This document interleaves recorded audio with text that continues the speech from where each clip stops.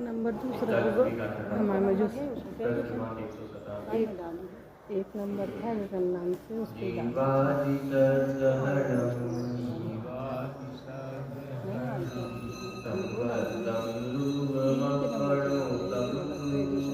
फिर उससे हो गई थी बात नहीं अच्छा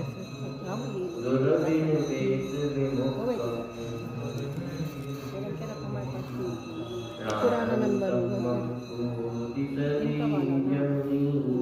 हो सकता है। जीवादिक तत्वनि की करे श्रद्धा तो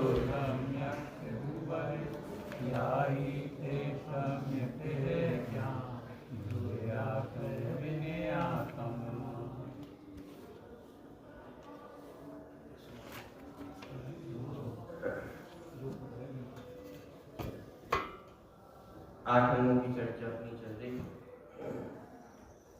कल अपन ने उद्दूहन और स्थितीकरण के संबंध में चर्चा देखी। आज आगे के अंगों की चर्चा देखिए। प्रश्न क्रमांक 200 अंतिम लास्ट पैराग्राफ के नीचे। अब वात्सल्य नामक 7वां अंग कहते हैं।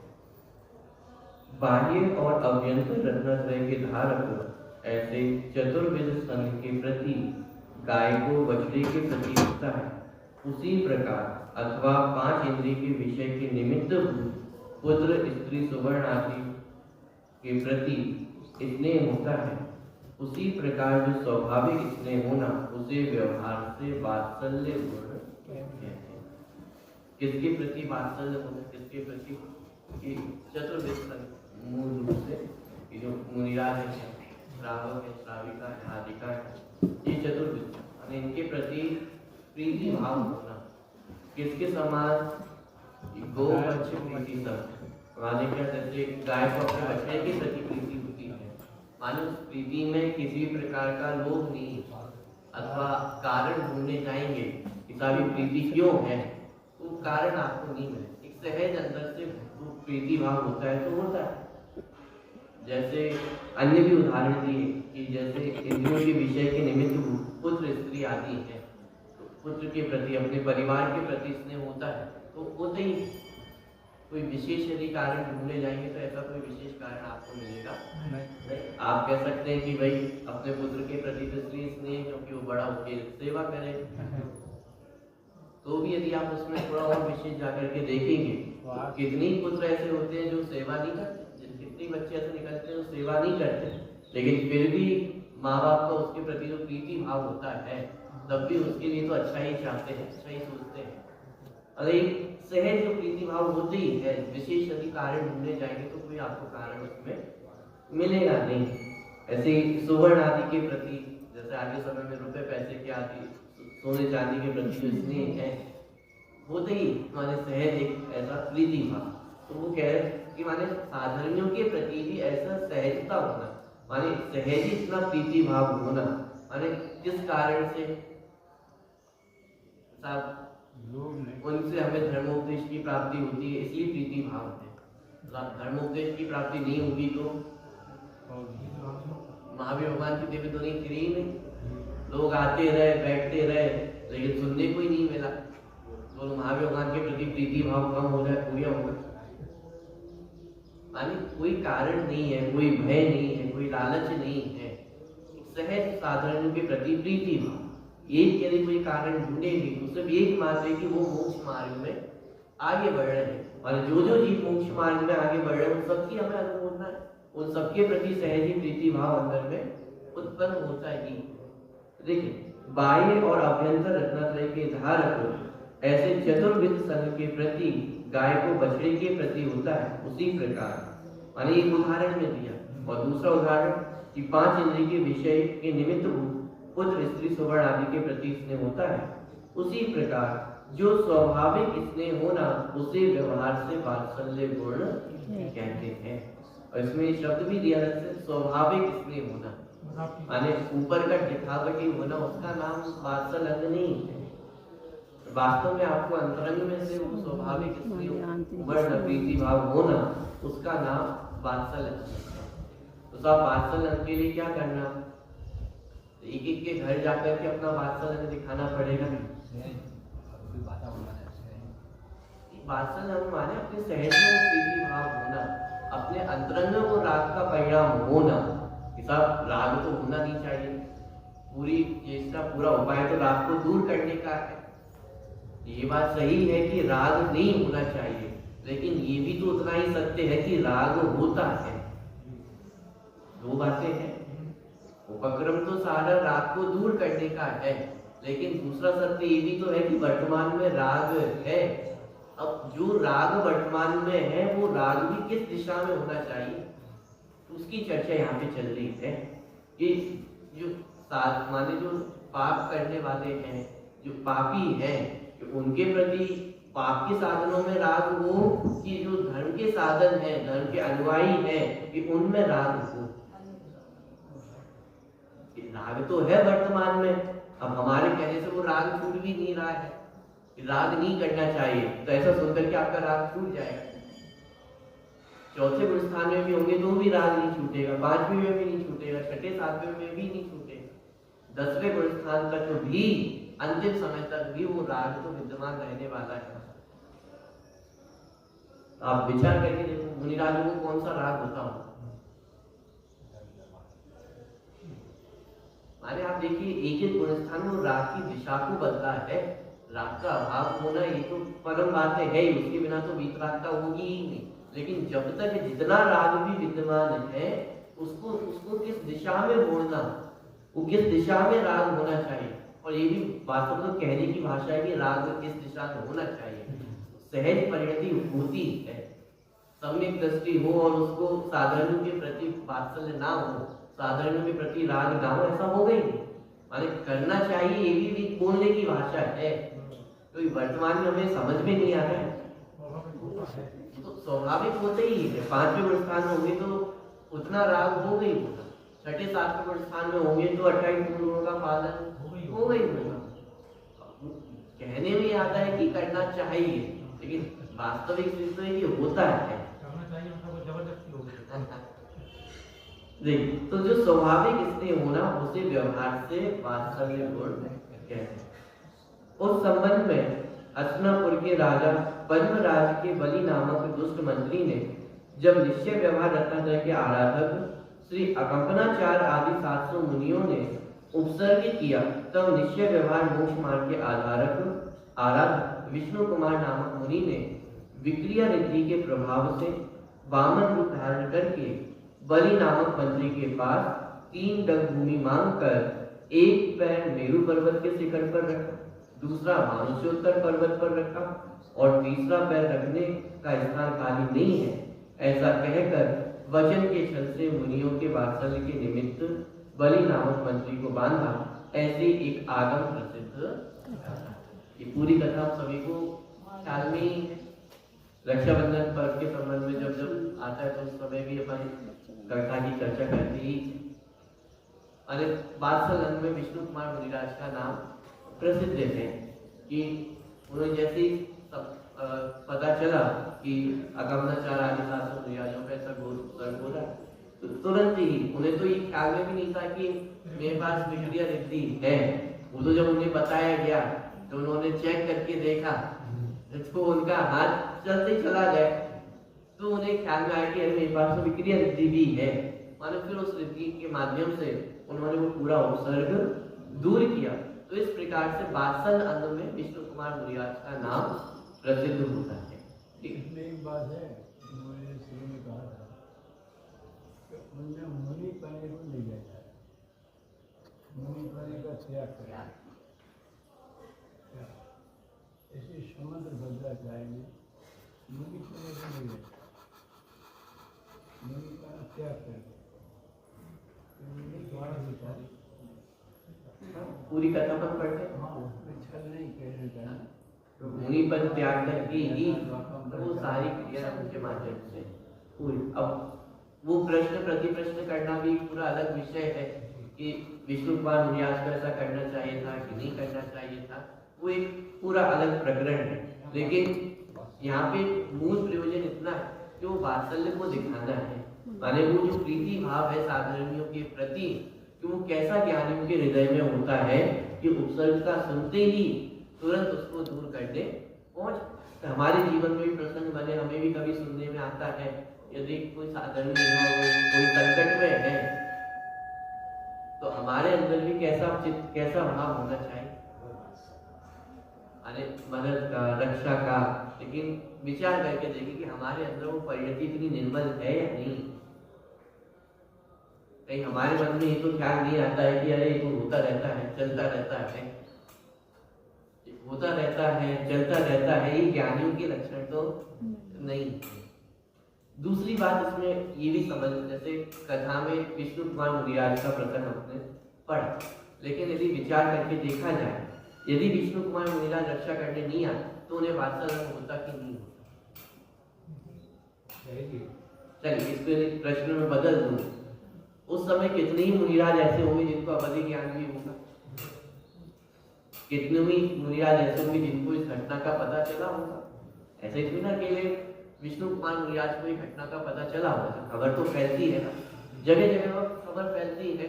अब जहाँ पे उपसर्ग हुआ तो वहां से कितनी मुनिराजों के पास भी तो इस श्रावकों के माध्यम से खबर पहुंची होगी कि ऐसा उपसर्ग चल रहा है, अथवा कितनी मुनिराजों को अवधि ज्ञान के माध्यम से, निमित्त ज्ञान के आधार से एक ख्याल में आया होगा कि कई मुनिराजों पे ऐसा घोर उपसर्ग हो रहा है। तो फिर वो सब तो रक्षा करने नहीं है,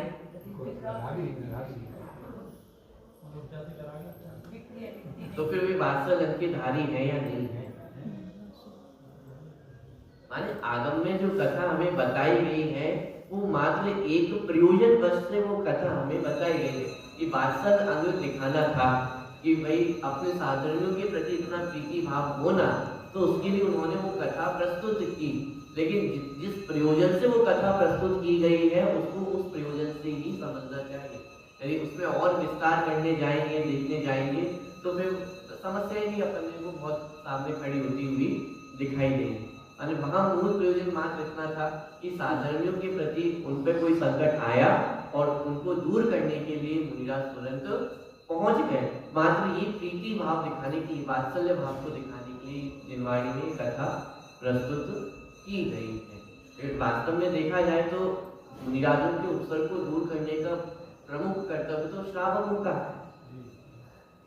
अरे मुनिराज इस बात के लिए बाध्य नहीं है कि उपसर्ग हो और उसको दूर किया ही जाए।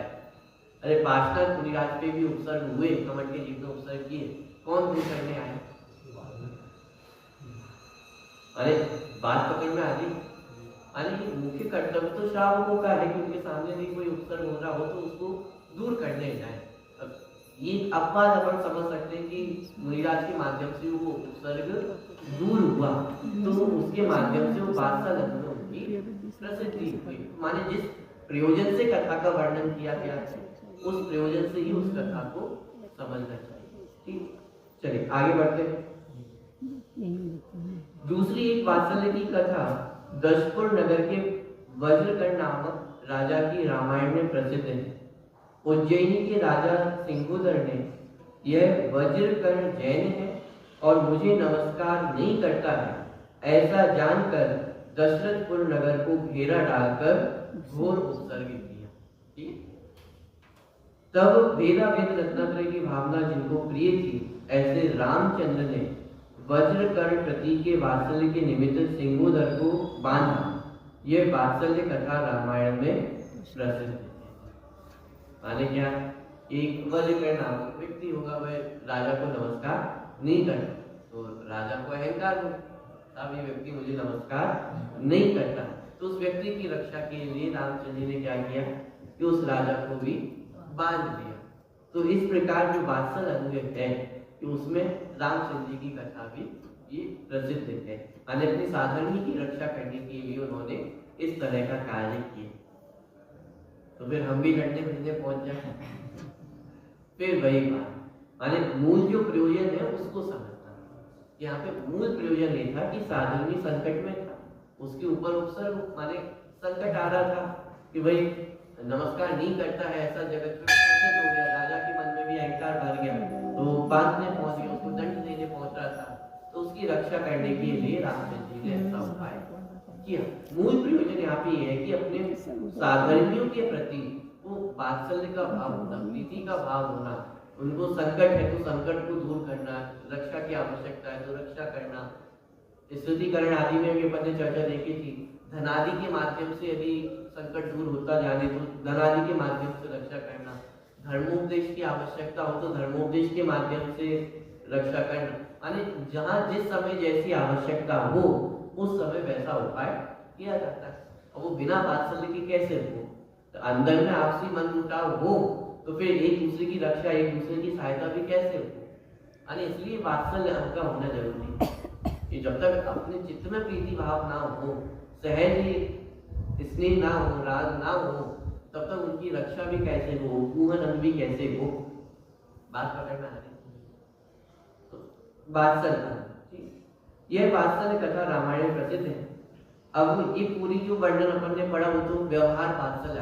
अब निश्चय वात्सल्य, निश्चय वात्सल्य तो उसी व्यवहार वात्सल्य गुण के सहकारी पने में धर्म में दृढ़ता होने पर मिथ्यात्व रागादि समस्त शुभाशुभ बहिर्भावों में प्रीति छोड़कर रागादि विकल्पोपाधि रहित परम स्वास्थ्य के संवेदन से उत्पन्न सदानंद अर्थात नित्य आनंद जिसका एक लक्षण है, ऐसे सुखाम रस के रसास्वाद में प्रीति करना ही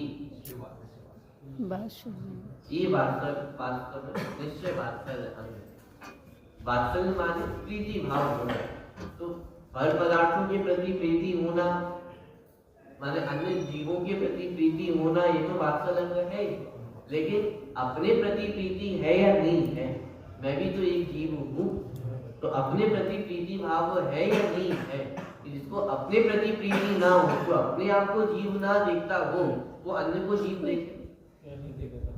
ये सबसे पहले तो स्वयं को जीव देखना, स्वयं के प्रति प्रीति भाव होना। अब मैं जीव हूँ और मेरे शत्रु कौन है, ये मिथ्यात्व रागादि वो मेरे शत्रु हैं। अब यदि किसी के शत्रु के प्रति आपको प्रीति हो, इसका मतलब उस व्यक्ति के प्रति आपको क्या है। जगत में एक सामान्य नियम है, कोई आपका शत्रु हो और कोई व्यक्ति आपके शत्रु से दोस्ती करे, तो इसका मतलब क्या सिद्ध हुआ कि वो शत्रु का मित्र है, इसका मतलब उसको आपके प्रति द्वेष है। अब आप विचार करके देखो, मैं जीव हूँ और मेरे शत्रु कौन है, आश्रम बंध अथवा मोह राग द्वेष मिथ्यात्व कषाय पाप, ये अपने शत्रु है। अब आपको प्रीति किसके प्रति है, अपने प्रति है या अपने शत्रुओं के प्रति है। अभी तो मिथ्यात्व अच्छा लगता है, कषाय अच्छी लगती है, पंचेंद्रिय के विषय पदार्थ अच्छे लगते हैं, तो विचार करके देखो आप किसके शत्रु हैं और किसके मित्र हैं। कि हम अपने शत्रु बने फिर रहे हैं और जो हमारे शत्रु हैं उनके हम मित्र बन रहे हैं। इसका मतलब हम अपने ही तो शत्रु बन रहे हैं। इसका मतलब हमें अपने प्रति ही वात्सल्य भाव नहीं है। इसलिए यहाँ पे लिखा मिथ्यात्व आदि के प्रति प्रीति भाव छोड़ना। देखिए व्यवहार पार्षद गुण के सहकारी बने से धर्म में दृढ़ता होने पर मिथ्यात्व रागादि समस्त शुभाशुभ बहिर्भावों में प्रीति छोड़कर, माने जहाँ प्रीति नहीं होनी चाहिए वहाँ प्रीति करते हैं, और जहाँ प्रीति होनी चाहिए कि वहाँ अप्रीति है। आत्म स्वभाव में प्रीति भाव होना चाहिए कि वहाँ तो अप्रीति भाव है, नाम भी नहीं सुनना चाहते हैं, पढ़ना भी नहीं चाहते हैं, कोई सुनाए तो सुनना भी नहीं चाहते हैं। और जहाँ प्रीति भाव नहीं होना चाहिए वहाँ बिना सिखाए भी प्रीति भाव। किसने सिखाया इसने करना? पंचेंद्रिय के विषयों को भोगना, मिथ्यात्व करना किसी ने सिखाया? पुराना जो है वो तो है ही, लेकिन नया भी हम सीखते जाते हैं, ग्रहित मिथ्यात्व। अरे वहां तो किसी को सिखाने की भी आवश्यकता नहीं है। क्यों? क्योंकि सहज प्रीति भाव है। तो जहाँ प्रीति भाव है वहां पूरा पुरुषार्थ भी अपने आप काम करता है। अब वो प्रीति भाव यदि अपने आत्मा के प्रति हो तो सारा पुरुषार्थ उस दिशा में काम करे। तो शुभाशुभ बहिर्भावों में प्रीति छोड़कर रागादि विकल्प उपाधि रहित परम स्वास्थ्य के संवेदन से उत्पन्न सदानंद अर्थात नित्य आनंद जिसका एक लक्षण है, ऐसे सुखामृत के रसास्वाद में प्रीति करना ही क्या है? ये निश्चय वात्सल्य अमृत है। माने ये जो सुखामृत है वो कैसा है? लक्षण क्या कहा? सदानंद, नित्य आनंद। ये जो सुख उत्पन्न होने वाला है वो बीच बीच में खंडित हो जाए ऐसा नहीं। आत्मा के आश्रय से उत्पन्न होने वाला सुख सदानंद है, नित्यानंद है, तो उसमें भेद नहीं पड़ता है।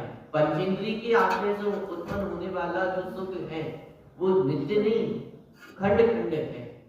जब तक वो पंचेंद्रिय का विषय है तब तक आपको सुख की कल्पना होती है, और जैसे ही वो चला जाएगा तो फिर दुख होने लगता है। अरे इतना ही नहीं, पंचेंद्रिय के विषय के रहते हुए भी आपको दुख होने लगता है। कभी उससे सुख लगता है, कभी आपको उससे ही दुख लगने लगता है। बात करना माने पंचेंद्रिय के विषय के जो सुख है वो सदा रहने वाले नहीं है। तो आप कितने रुपए का प्रॉफिट अच्छा है? मान लीजिए आप आज दुकान गए और आपको 2 लाख रुपए का प्रॉफिट हुआ, तो 2 लाख रुपए का मुनाफा ये अच्छा है कि बुरा है? 2 लाख रुपए का आपको मुनाफा हुआ तो ये अच्छा है कि नहीं है? अच्छा नहीं। 2 लाख रुपए आपको मिल जाए आज और बैठे बैठे मिल जाए, आपने कोई विशेष मेहनत भी नहीं की, अन्याय नीति करते हैं। बिल्कुल न्याय नीति का ही है, अन्याय का नहीं है। 2 लाख रुपए का मुनाफा अच्छा है कि नहीं है? जैसा आप विचार कर रहे हैं आपका कि जब 2 लाख रुपए हाथ में आएंगे तो आप ये विचार करेंगे कि पुण्य की उदय से आया क्या? अरे उसका आनंद आप लेंगे ना। 2 लाख रुपए आपकी जेब में आए तो क्या होगा कि उसका आप आनंद लेंगे। लेकिन आप विचार करके देखें, अब विचार करके देखें, मान लीजिए दिवाली का समय था और आपको एक दिन में ही 2 लाख रुपए का मुनाफा हो गया, लेकिन जो पिछली दिवाली थी ना उसमें आपको 4 लाख का मुनाफा हुआ, और इस दिवाली पे तो अब ये 2 लाख का मुनाफा अच्छा है कि बुरा है?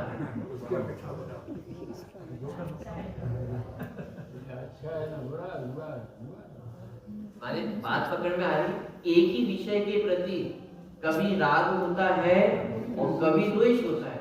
एक ही विषय से कभी हम आनंद की कल्पना करते हैं और एक ही विषय से कभी हम दुख की कल्पना करते हैं। तो वास्तव में तो आचार्य कह रहे हैं कि पर पदार्थ में सुख दुख है ही। ये तो हमारी कल्पना में हमने मान रखा है ना। 2 लाख रुपए आए तो एकदम आनंद हुआ और फिर एकदम से याद आया अरे पिछली दिवाली तो 4 लाख का मुनाफा हुआ था, तो तुरंत वो आनंद कम नहीं हुआ, वो दुख में बदल गया। पॉइंट पकड़ना आ रहा है।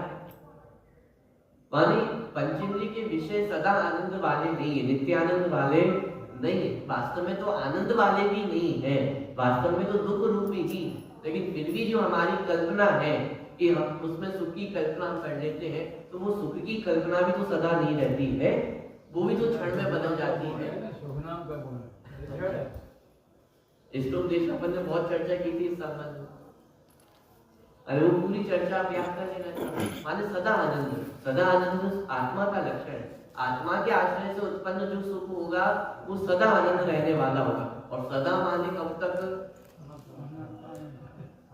सिद्ध भगवान अनंत काल तक आनंद का भोग करते हैं, तब भी उससे उठते नहीं है, बोर नहीं होते हैं। आप पंचेंद्रिय का एक भी पदार्थ बता दें जिसको आप सदा भोगते रहो और आप कभी बोर ना हो, कभी उबो ना।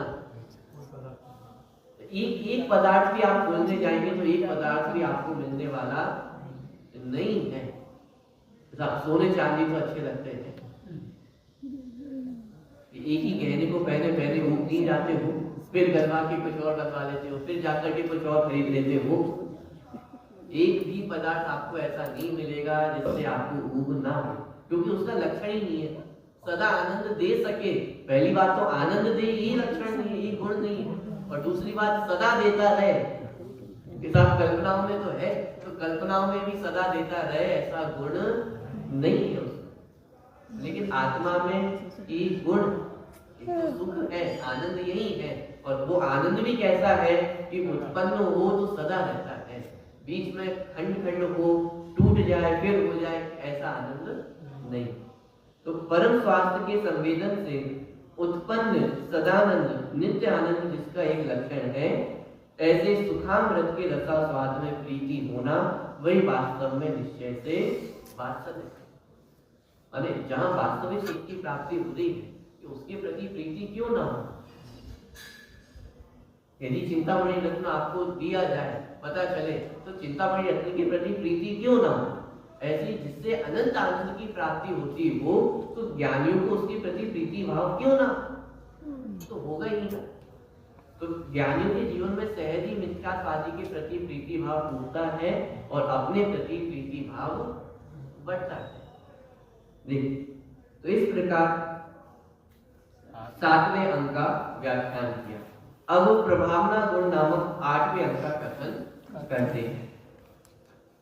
श्रावक को दान पूजा आदि द्वारा और मुनि को तप श्रुत आदि से जैन शासन की प्रभावना करना, ऐसे व्यवहार से प्रभावना गुण जान।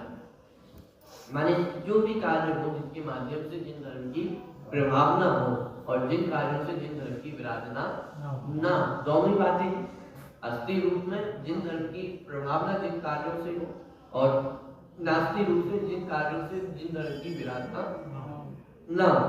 तो श्रावक को दान पूजा आदि द्वारा और मुनि को तप श्रुत आदि से जैन शासन की प्रभावना करना, इसे व्यवहार से प्रभावना गुण जानना।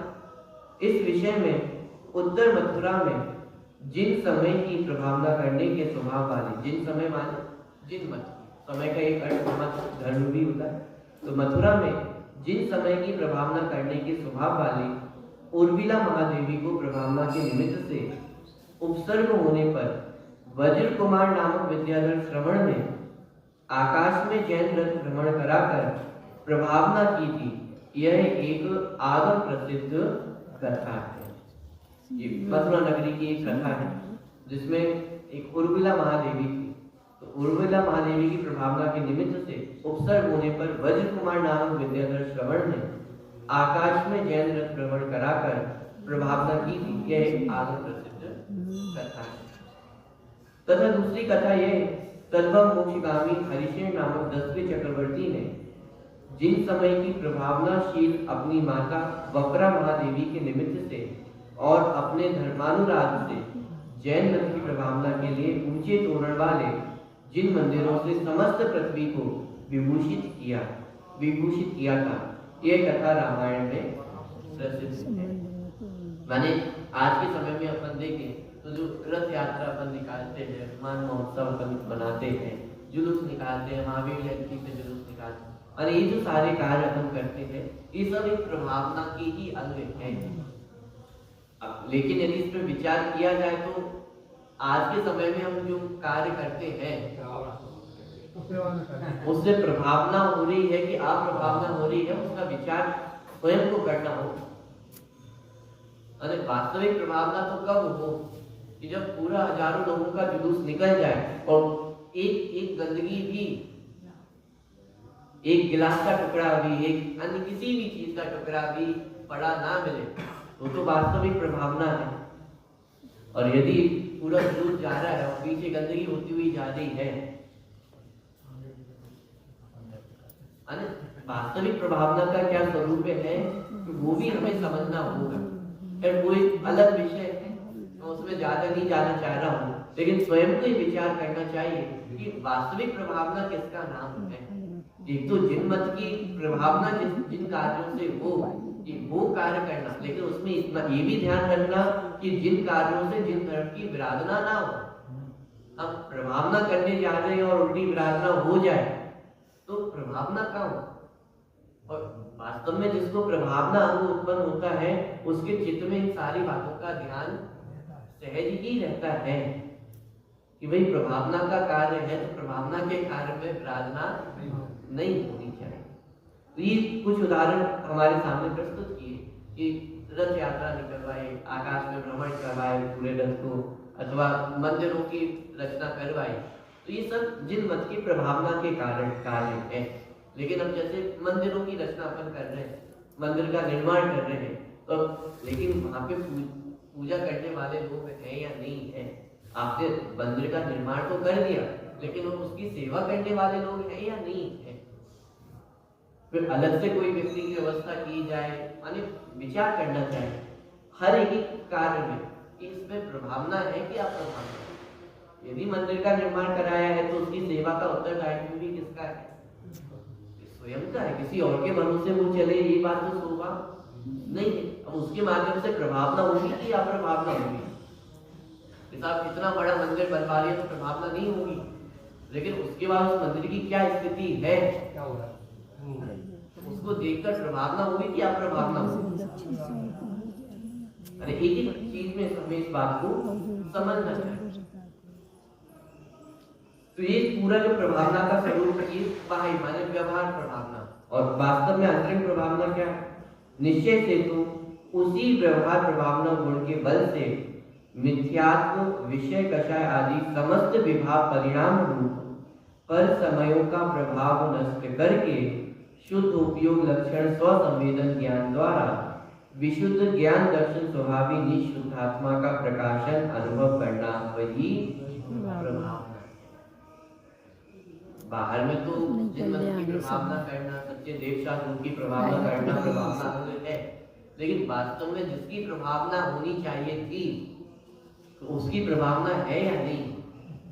प्रभावना माने जिसका वास्तविक प्रभाव है उसको अपन ने प्रकाशित किया कि नहीं किया?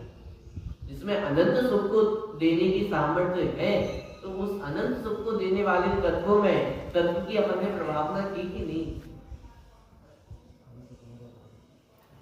कि जो वास्तविक प्रभावना योग्य वस्तु है उसकी तो हमें कभी प्रभाव नहीं, उसकी तो कभी खबर भी नहीं ली, पूछताछ भी नहीं की कि सब ठीक है, कुशल मंगल है कि नहीं है। और अपने शत्रुओं की प्रभावना तो हमने अनादिकाल से करते आए। मिथ्यात्वादी की प्रभावना हमने जोर शोर से नहीं की है, उसी का पोषण किया है। तो मिथ्यात्व का पोषण करना यही मिथ्यात्व की प्रभावना है, और अपने आप को नहीं देखना ये अपनी स्वरूप की अप्रभावना। तो विषय मिथ्यात्व, विषय कषाय आदि समस्त विभाग परिणाम रूप पर समयों का प्रभाव नष्ट करके, कि भाई अपनी प्रभावना करनी है तो क्या करना होगा? जो मिथ्यात्व का प्रभाव है उसको नष्ट करना होगा। तो मिथ्यात्व के प्रभाव को कैसे नष्ट किया जाए? ये उल्टी मान्यता को तो छोड़ना है, वेद विज्ञान करके जो उल्टी मान्यता है उसको छोड़ना, यही मिथ्यात्व को नष्ट करना है। तो मिथ्यात्व के प्रभाव को नष्ट करके शुद्धोपयोग लक्षण स्वसंवेदन ज्ञान द्वारा विशुद्ध ज्ञान दर्शन स्वभावी निज शुद्ध आत्मा का प्रकाशन अनुभव करना वही प्रभावना है। अने आत्मा की प्रभावना करना माने क्या? नारे लगाना प्रारंभ करने में आत्मा हूँ। अरे प्रभावना करने का अर्थ है अपने आप को जानना, अपने आप को देखना।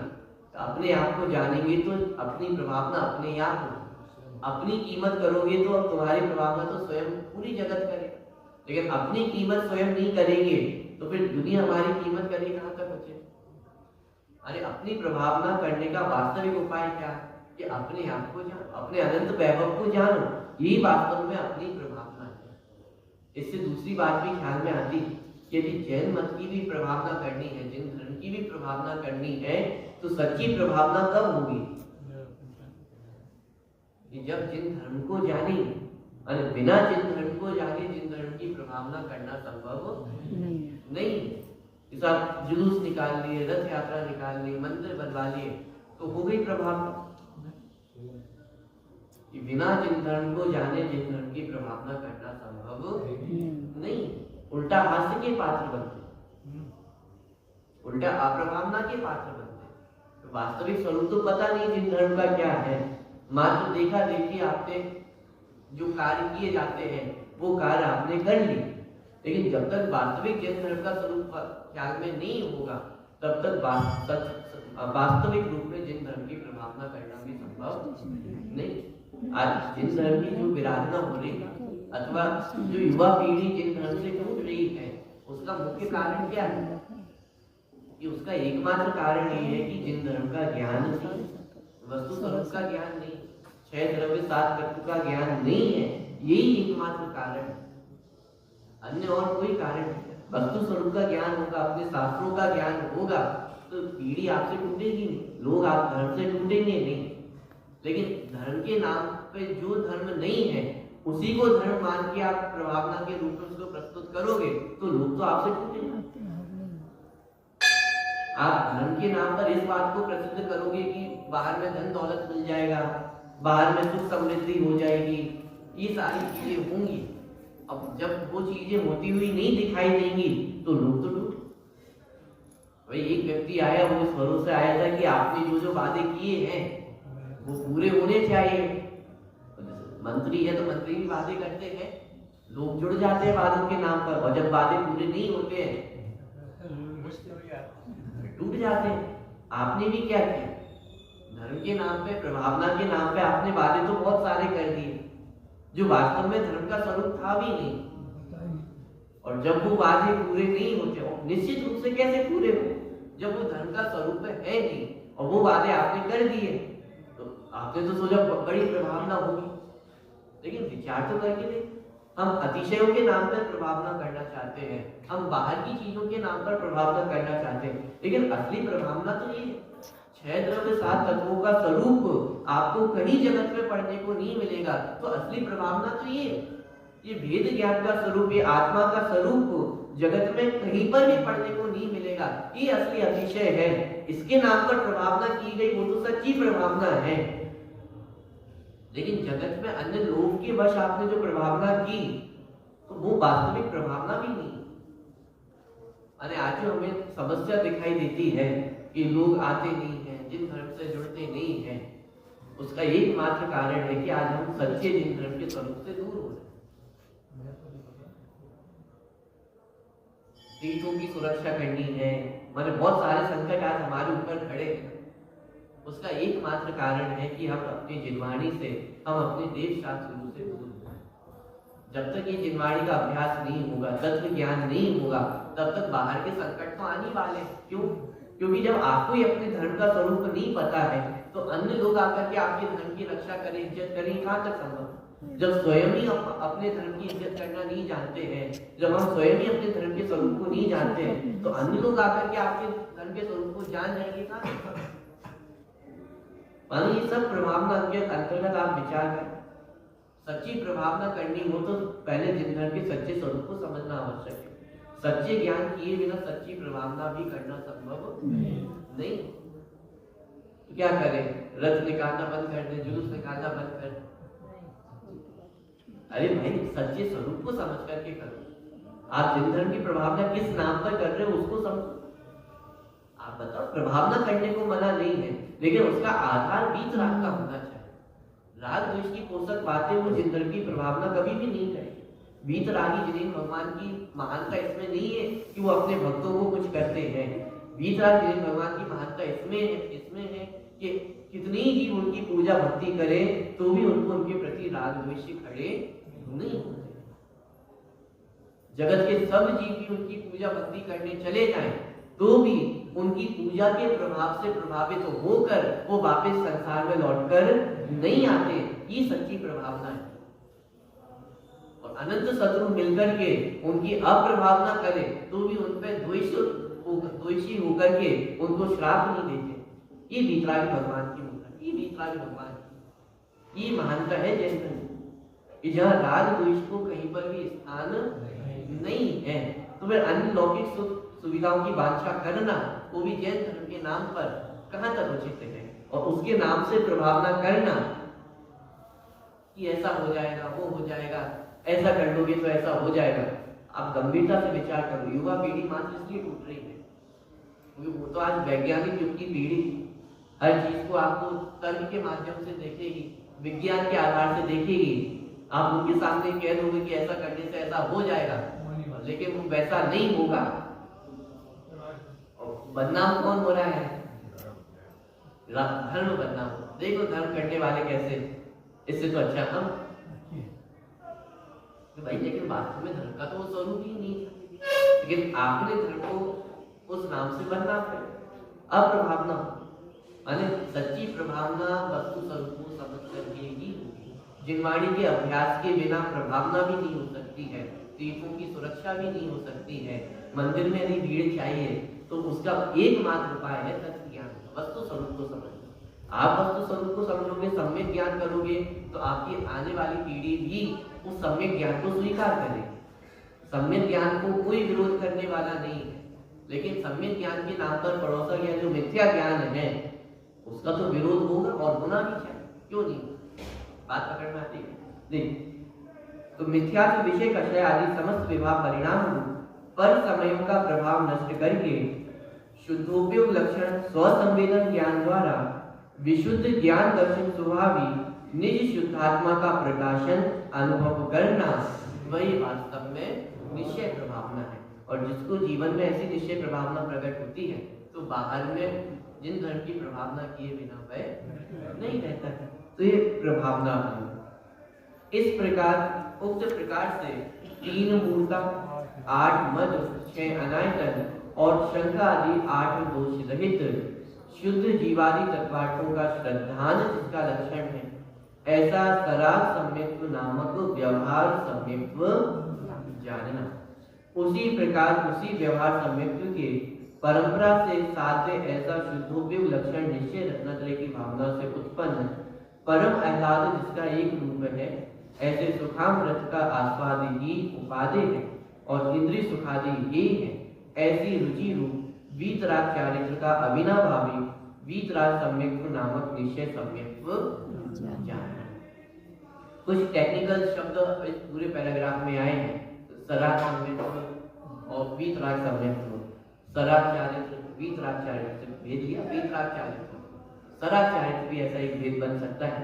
कुछ टेक्निकल टर्म्स है, लेकिन यदि बहुत सरल भाषा में समझे तो जो अभी अपन ने बाह्य अंगों का स्वरूप समझा है, माने जैसे निशंकित अंग है, तो तत्वार्थों में सच्चे देव शास्त्रों में शंका नहीं होना, ये व्यवहार से निशंकित है। और अपने स्वरूप में शंका नहीं होना, निश्चय से निशंकित अंग। तो जो सम्यक दृष्टि जीव है उसके जीवन में स्वयं के स्वरूप के संबंध में भी शंका नहीं होती है और बाहर में देव शास्त्रों के प्रति भी शंका नहीं होती है। ऐसे अंतरंग और बहिरंग का सुमेल वो ज्ञानियों के जीवन में होता है। ठीक है, अभी कुछ टेक्निकल शब्द जो आए हैं, सराग सम्यक्त्व है, वीतराग सम्यक्त्व है, वीतराग चारित्र है, इनकी चर्चा अपन कल विस्तार से समझेंगे।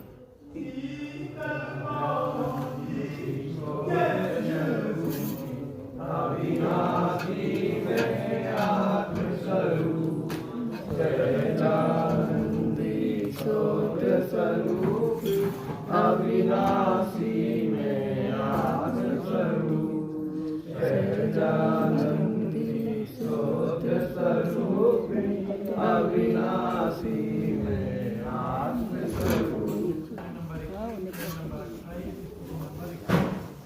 सुनाई नहीं दिए कैसे अद्भुत महिमा आज बताऊं गली गली, सुन लो सर्वे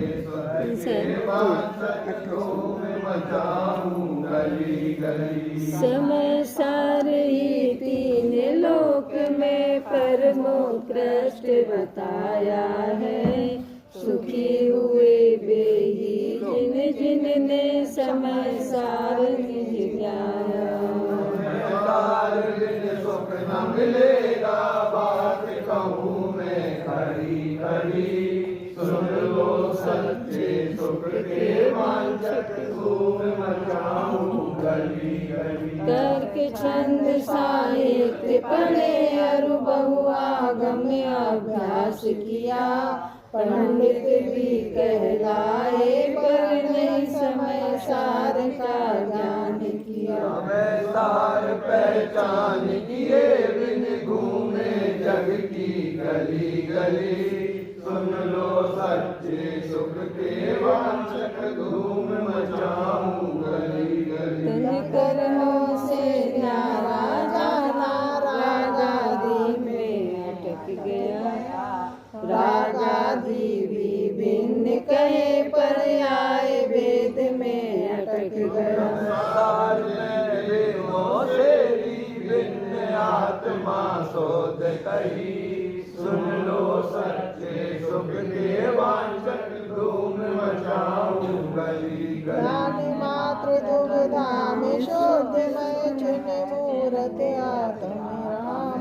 समय सार कारण परमात्म शक्ति अनंतों का गुण वाले आश्रय करने के योग्य आत्मा शोध गई। सुन लो सच्चे सुख के वांछक धूम मचाऊं गली गली। जावानी के ज्ञान है सूर्य लोकालो।